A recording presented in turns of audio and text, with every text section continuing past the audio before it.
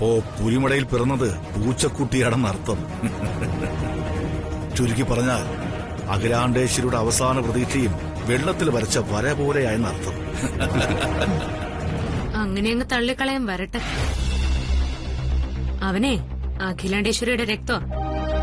അലക്കടലിനെയും കൊടുങ്കാറ്റിനെയും നേരിടാൻ ഭയം കാണിക്കാത്ത അഖിലാണ്ടേശ്വരിയുടെ രക്തം. അഖിലാണ്ടേശ്വരിയുടെ രക്തമാണെങ്കിലും ശിവരാമകൃഷ്ണന്റെ രക്തമാണെങ്കിലും ശരി, അവൻ ഇന്ന് ഓഫീസിൽ വച്ച് മറുപടിയില്ലാതെ അപമാനിതനായി തല കുനിച്ചു നിന്നു. അവന്റെ കണ്ണുകളിൽ നിന്നും താഴേക്ക് അടർന്നു വീണത് കണ്ണുനീരിന് പകരം നീ പറഞ്ഞ രക്തമാ. അവിടെയും ശ്രീയേട്ടന് തെറ്റി. പരാജയത്തിൽ നിന്ന് വിജയത്തിലേക്ക് നടന്നു കയറാനുള്ള കരുത്തുണ്ടാവും അവന്. പ്രിയങ്ക, പരാജയത്തിൽ നിന്ന് വിജയത്തിലേക്കുള്ള ദൂരം ചെറുതല്ല. അത് നടന്നു കയറാനുള്ള പേശീബലം വന്നിട്ടില്ല അവന്. അങ്ങനെ ഒരു വെയിലത്ത് വാടിപ്പോകുന്നവനല്ല അങ്കിളെ അവൻ. അവന്റെ ജനുസിനൊരു പ്രത്യേകതയുണ്ട്. വീണെടുത്തു നിന്നും ഉയർത്തെഴുന്നേൽക്കാനുള്ള ഒരു കെൽപ്പുണ്ട് അവന്. അവൻ തളർന്ന തെറിച്ചു വീണ അവന്റെ ഗാന്ധീവം തിരിച്ചെടുത്തു കൊടുക്കാനും അവനെ യുദ്ധസന്നദ്ധനാക്കാനും പോന്ന ഒരു തേരാളി കൂടെയുണ്ട്. അവന്റെ കൂടപ്പിറപ്പ് ആനന്ദകൃഷ്ണൻ. പക്ഷെ ഈ ഒരു പരാജയത്തിന്റെ തളർച്ചയിൽ നിന്നും ഇനി അവൻ ഉയർത്തെഴുന്നേൽക്കരുത്. നടന്നു കയറാനുള്ള ശ്രമത്തിനിടയിൽ അവനെ വീഴ്ത്തണം. നാലുപാടു നിന്നും കുറ്റപ്പെടുത്തലുകളും കൂടി ആവുമ്പോൾ ശേഷിക്കുന്ന മനസ്സും കൂടി തളരും. അങ്ങനെ ആനന്ദ് ഗ്രൂപ്പ് ഓഫ് കമ്പനി നാഥനല്ല കളരിയാകും.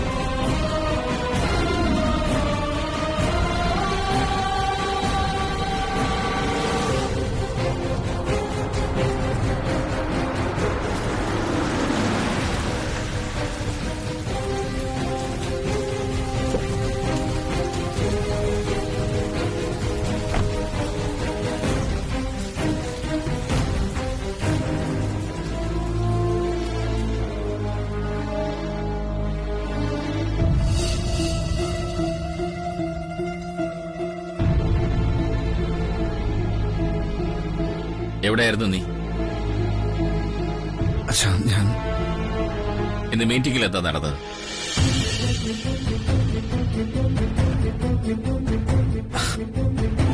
ഞാൻ എല്ലാവരും മുമ്പിൽ ഒരു പരിഹാസ കഥാപാത്രമായിട്ട് മാറിയച്ച. നാടറിയുന്ന ബിസിനസ്സുകാരായ തൃച്ചംബരത്ത് അഖിലാണ്ടേശ്വരിക്ക് അപമാനം ഉണ്ടാക്കാൻ വേണ്ടി പിറന്ന മകനായിട്ട് അവരെന്നെ കരുതിയിട്ടുണ്ടാവും. അതൊക്കെ വിട്ടേക്ക്. ബിസിനസ്സിൽ അങ്ങനെയൊക്കെയാണ്. എല്ലാ ദിവസവും പെർഫോം ചെയ്യാൻ പറ്റിയെന്ന് വരില്ല. ആ ദിവസം നമ്മുടേതായിരുന്നില്ല എന്ന് കരുതി അതിനെ അങ്ങ് വിട്ടുകളഞ്ഞേക്കണം. അച്ഛൻ ഞാനാകെ പതറിപ്പോയി. മോനെ, മഴയും വെയിലും കൊള്ളാതെ വളർത്തിയാലും വളരുമ്പോൾ മഴ നനയാനും വെയിലത്ത് നടക്കാനും ശീലിക്കണം. എന്നാലേ ജീവിതം പഠിക്കൂ. ചെറിയൊരു വെയിലേറ്റാൽ തളർന്നു പോകുന്ന ഈ സ്വഭാവം മാറ്റിയേ പറ്റൂ. കാരണം നമ്മൾ ജീവിക്കുന്നത് അങ്ങനെ ഒരു ലോകത്താണ്. അതല്ല ഞാനും. നീ നിന്റേതായ വ്യക്തിത്വം കാത്തു സൂക്ഷിക്കുന്നതിനോടൊപ്പം ആനന്ദിനെ കണ്ട് പഠിക്കാനും ശ്രമിക്കണം. ഏതെങ്കിലും ഒരു കാര്യത്തിൽ അവൻ പതറിയതായി നീ കണ്ടിട്ടുണ്ടോ? അവന്റെ ആത്മധൈര്യത്തിന് മുന്നിൽ ഞാൻ തന്നെ അന്തം വിട്ട് നിന്നിട്ടുണ്ട്. ഉൾക്കരുത്തോടെ എന്തിനേയും നേരിടാൻ തയ്യാറാകും. ഒരു തൂവൽ നഷ്ടപ്പെട്ടെന്ന് കരുതി ഒരു പക്ഷിയും പറക്കാതിരുന്നിട്ടില്ല. ഒരു പരാജയം സംഭവിച്ചെന്ന് കരുതി ജീവിതം അവസാനിക്കുകയുമില്ല. പൊരുതി മുന്നേറണം. അതാ മിടുക്ക്. അച്ഛൻ, ഞാൻ ആ പ്രൊജക്ടിന്റെ കാര്യം അതൊക്കെ പോട്ടടാ. തുമ്മിയെ തെറിക്കുന്ന മൂക്കാണെങ്കിൽ അങ്ങ് പോട്ടെന്ന് വെക്കണം. എന്ത് പ്രോജക്റ്റ്? ഇന്നത്തെ ദിവസം പോട്ടെ, നാളെകൾ നമ്മുടേതാണെന്ന് വിശ്വസിച്ച് അങ്ങ് ജീവിക്കണം. മോൻ മുറിയിലേക്ക് ചെല്ലും. നിന്നെ ഓർത്ത് നന്ദൻ ആകെ വിഷമിച്ചിരിക്കുകയായിരിക്കും. ആദ്യം അവളെ ചെന്ന് സമാധാനിപ്പിക്കാൻ ചെല്ല്.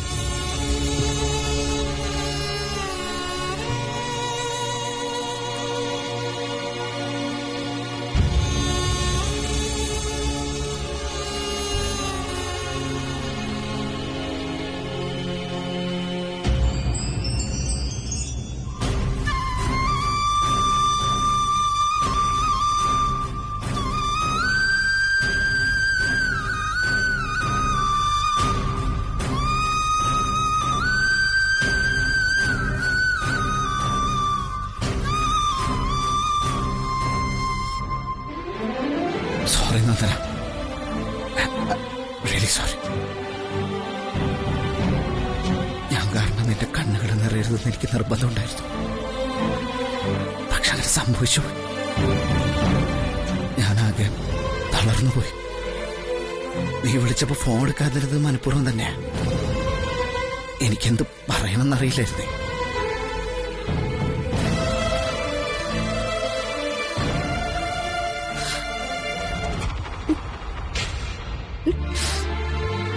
ഞാൻ കാരണം സങ്കടപ്പെടേണ്ടി വന്നൊരു ക്ഷമ ചോദിക്കാം.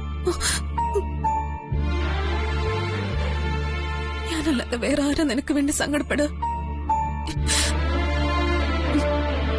ഇതൊന്നും ഒരു പ്രശ്നമല്ല അരവിന്ദ്. പക്ഷെ വേറെ ആരും നിന്നെ വേദനിപ്പിക്കാൻ പാടില്ല. അതെനിക്ക് സഹിക്കില്ല.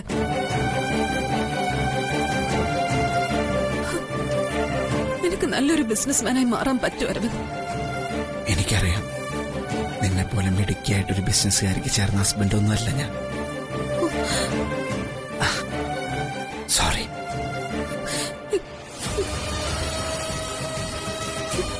ആരാ പറഞ്ഞത് ഇതൊക്കെ?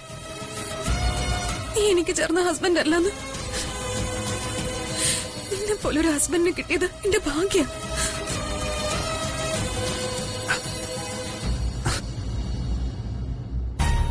ഞാൻ കമ്പനിയിൽ എല്ലാവരുടെയും മുന്നില് ബിസിനസ് അറിയാത്തൊരു കോമാളിയായിട്ട് വന്നിട്ടും നിനക്കെന്നോട് വെറുപ്പൊന്നുമില്ല നന്ദന. വെറുപ്പോ? നിന്നെ പോലൊരു പയ്യനെ കിട്ടാൻ ഞാൻ എന്തൊക്കെ തന്ത്രങ്ങൾ ഇറക്കിയിട്ടുണ്ടെന്ന് അറിയോ? എല്ലാം ശരിയാകും അരവിന്ദ്, എല്ലാം ശരിയാകും. ഞാനില്ലേ നിന്റെ കൂടെ?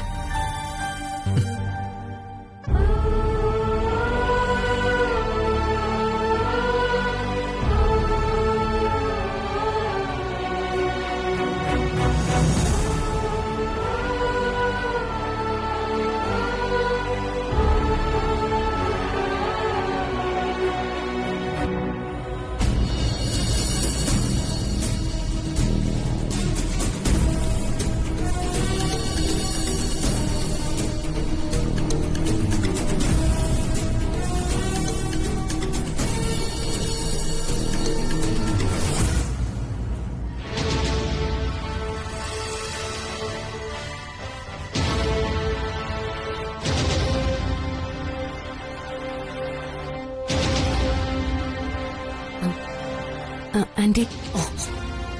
അരവിന്ദ് എത്തിയോ? എത്തി ആന്റി. ആകെ ടെൻഷനായാ വന്നത്. ഇപ്പൊ ആന്റി അരവിന്ദിനോടൊന്നും പറയരുത് പ്ലീസ്.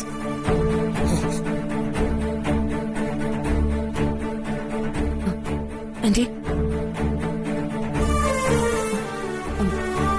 അരവിന്ദിന്റെ കാര്യത്തില് എനിക്ക് തോന്നിയൊരു കാര്യം പറയാനാ ഞാൻ വന്നത്. യാതൊരു ഉത്തരവാദിത്വം ഇല്ലാത്ത അവന്റെ കാര്യത്തിൽ നിനക്കെന്താ പറയാനുള്ളത്? പറയൂ. അതെന്റെ അരവിന്ദിന്റെ കൂടെ കുറച്ചു ദിവസം ഞാനും കൂടി ഓഫീസിൽ പോട്ടെ. അവനോട് ഓഫീസിൽ പോണ്ടാന്ന് പറയാനിരിക്കുക ഞാൻ. അതിനിടയിലാ നീയും കൂടി ഓഫീസിൽ പോട്ടെ എന്ന് ചോദിച്ചുകൊണ്ട് വന്നിരിക്കുന്നത്. അരവിന്ദനെ ഞാൻ മാറ്റിയെടുക്കാം ആന്റി. എനിക്കതിനൊരു ചാൻസ് തരണം. അവന്റെ ഉത്തരവാദിത്വം ഇല്ലായ്മയൊക്കെ നീ കാണുന്നല്ലേ? എന്നിട്ടും ഇക്കാര്യത്തിൽ അവനെ മാറ്റിയെടുക്കാമെന്ന് നീ പറയുന്നതിലാ എനിക്ക് അത്ഭുതം. അഖില, നന്ദനയ്ക്ക് ഒരു ചാൻസ് കൊടുക്ക്. ഇതൊരു നല്ല ഐഡിയ ആയിട്ടാണ് എനിക്ക് തോന്നുന്നത്. അരവിന്ദ് മാറും. കൊള്ളാം. ഇതാ ഇപ്പൊ നന്നായത്. നന്ദന പറയുന്നത് പോട്ടേന്ന് വെക്കാം. കൃഷ്ണേട്ടനും കൂടി സപ്പോർട്ട് ചെയ്യാൻ നിന്നാലോ? അതല്ല അഖില, ഞാൻ ശരി, ഞാൻ സമ്മതിക്കാം. പക്ഷേ നീ അവന്റെ കൂടെ ഓഫീസിലേക്ക് പോകുന്നത് അവനിഷ്ടാവൂ? അത് ചോദിച്ചു നീ. അതൊക്കെ ഞാൻ പറഞ്ഞ് സമ്മതിപ്പിച്ചോളാം ആന്റി, സമ്മതിപ്പിക്കാം. Okay, I will give you a chance. Try to reform him. All right? Sure. Thanks aunty. Thank you so much. Okay.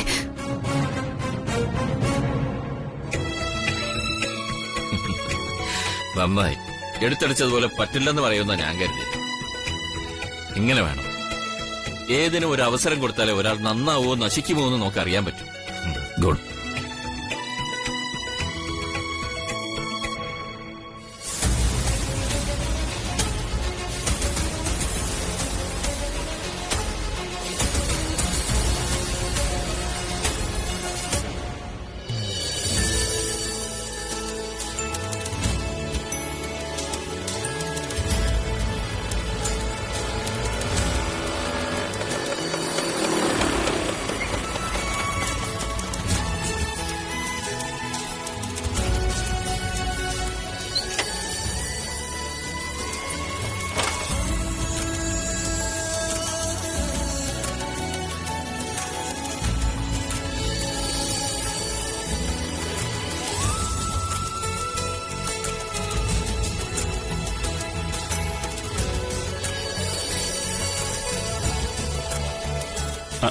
അല്ല കല്യാണി, കൊള്ളാം. ജില്ലാ കളക്ടർ ആവാൻ പോകുന്ന ആളെ കൊണ്ടാണോ നീ വീടിനകം തൂപ്പിക്കുന്നത്? ഇങ്ങോട്ടെ. എന്റെ അനിയൻകുട്ട, ആണുങ്ങൾ ചെയ്യുന്ന ജോലിയാണോ ഇതൊക്കെ? അത് വല്യുഞ്ഞെ ഇവിടെ മുഴുവൻ ഉറുമ്പ്. അതാ ഞാന്. ഓഹോ, അപ്പോ അടുക്കളയിൽ ഇരുന്ന അച്ചപ്പ് മുഴുവൻ തീർന്നു കാണും. ചുമ്മാതല്ല നീ ഇങ്ങനെ തടിച്ചു വരുന്നത്. ആദ്യം കട്ടുതീറ്റ കുറയ്ക്കണം. സാരമില്ല, നീ കുറച്ച് അച്ചപ്പൊക്കെ കഴിച്ചോ. അതിൽ വരുന്ന തടിയൊക്കെ വരട്ടെ.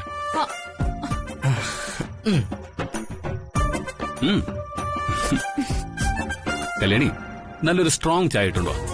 കഴുത്തിനൊക്കെ നല്ല വേദന. കുറച്ചു നേരം വാന നിരീക്ഷണം അല്ലായിരുന്നോ? പോവല്ലേ, ഞാൻ പോയി ചായ ഉണ്ടാക്കി വരാം.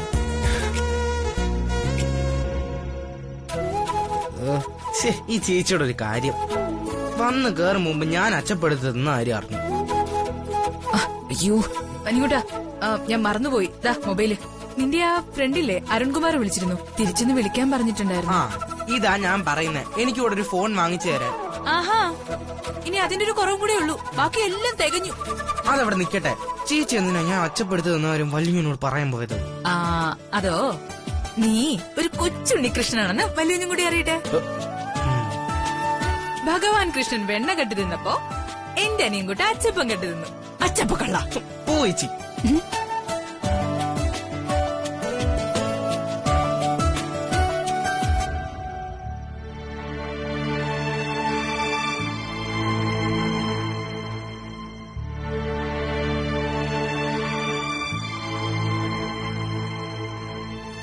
അനികൂട്ടാ, അനിയുഞ്ഞ് ബ്രോ വന്നില്ലേ? ഉണ്ട് അനിയുഞ്ഞ്. വല്യുഞ്ഞ്, ദേ അനിയുഞ്ഞ് വന്നിരിക്കുന്നു. ഹലോ.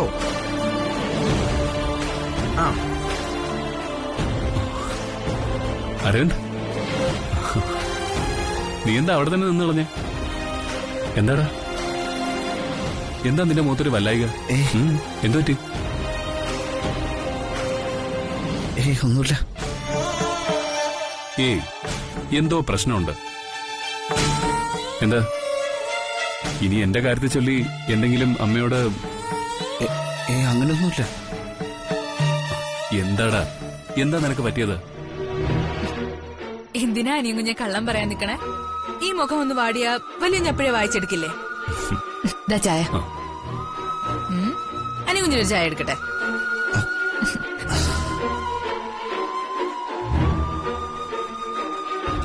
ഞാൻ എത്ര പ്രാവശ്യം അമ്മയോട് അച്ഛനോടൊക്കെ പറഞ്ഞതാ. എനിക്ക് ഈ കമ്പനിയും കാര്യങ്ങളൊന്നും ശരിയാവില്ലെന്ന്. ഓ, അപ്പോ ഇതാണ് കാര്യം. ബ്രോ, ഇതൊരു നിസ്സാര കാര്യമല്ല. ഇപ്പൊ വന്നു ഓഫീസിൽ ഞാനൊരു കോമാളിയായി തോന്നി തുടങ്ങി. എനിക്കിപ്പോ ഒരു കാര്യത്തിലേ ഉള്ളൂ സംശയം. ഞാൻ സ്വയം കോമാളിയായിട്ട് മാറുന്നതോ അത് എല്ലാരും കൂട്ടിയിട്ട് എന്നെ കോമാളി വശം കെട്ടിക്കാണോ? അതാ എന്റെ സംശയം. അതിനുവേണ്ടി ഇപ്പൊ എന്ത് സംഭവിച്ചെന്നാ നീ പറയുന്നേ? ബ്രോ, ഇന്ന് കമ്പനിയിൽ ഷെയർ ഹോൾഡേഴ്സിന്റെ മീറ്റിംഗ് ആയിരുന്നു. അവിടെ നിന്ന് ഞാനാകെ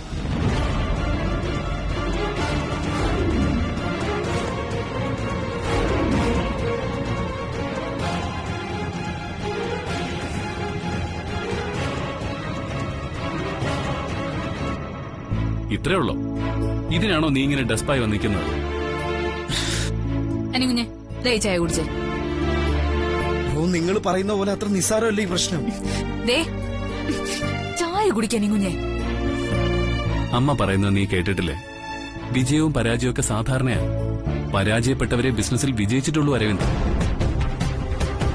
ബ്രോ, ഈ പറയുന്ന അമ്മ എന്നെ ഏറ്റവും കൂടുതൽ കുറ്റപ്പെടുത്തുന്നത് അതറിയോ? അമ്മ കുറ്റപ്പെടുത്തുന്നത് നിന്നോടുള്ള സ്നേഹം കൊണ്ടാ. നീ ഒരു വലിയ ബിസിനസ്സുകാരനായി തീരണമെന്നുള്ള ആഗ്രഹം കൊണ്ട്. ബ്രോയെ പോലെ ആവാനൊന്നും എന്നെ കൊണ്ട് പറ്റില്ല. എന്നെ പോലെ ആവണമെന്ന് നിന്നോട് ആര് പറഞ്ഞു? നീ നിന്നെ പോലെ ആവ്.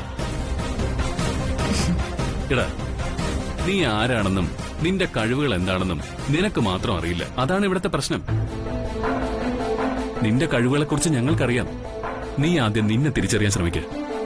നിന്നിലെ ബിസിനസ്മാൻ, നിന്റെ ടാലന്റ്, അതെല്ലാം പുറത്തേക്ക് കൊണ്ടുപോവാ. അരവിന്ദ്,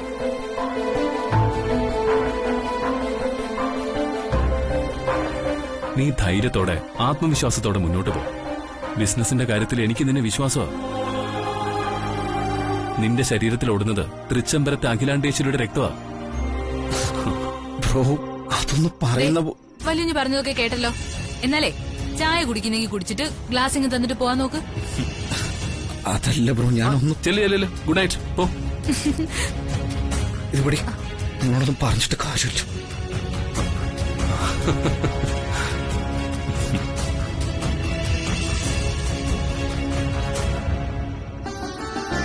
നന്നായി വരേണ്ട ലക്ഷണമുണ്ട്. ഇങ്ങനെയൊക്കെ തന്നെയാ പഠിക്കുന്നത്. പഠിക്കട്ടെ.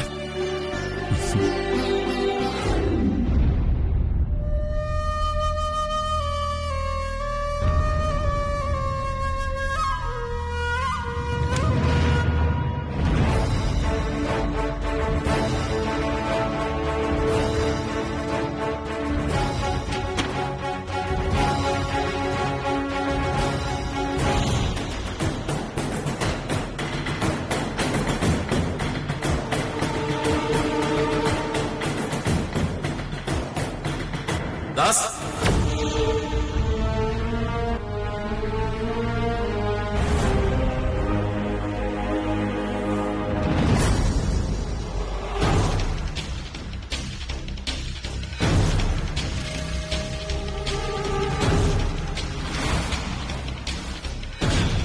ഈ രാത്രിയിൽ അങ്ങോട്ടാ ഈ ബാഗും ഒക്കെ എടുത്ത്?